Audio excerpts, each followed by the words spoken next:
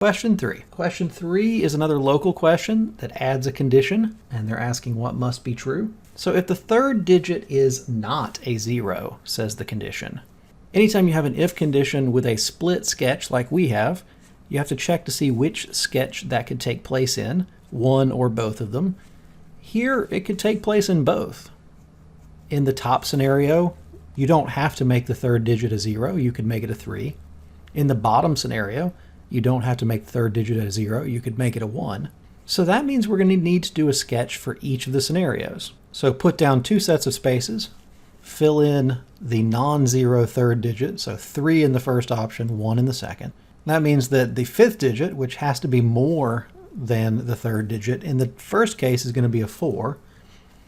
In the second case, it's going to be a 3, which leaves a 0 for the 4th digit in both cases. Each of the sketches is completely determined, so we're looking for what must be true. Answer choice A says that the second digit is a 2. That could be true, but doesn't have to be true. In the second scenario, it's a 4. Answer choice B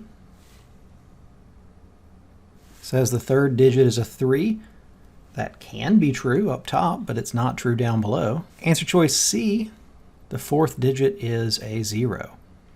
Since that is true, that is our answer, so we don't need to check the other 2. But just to explain why they're wrong, answer choice D says that the 5th digit is a 3. It could be, but doesn't have to be because it could be a 1.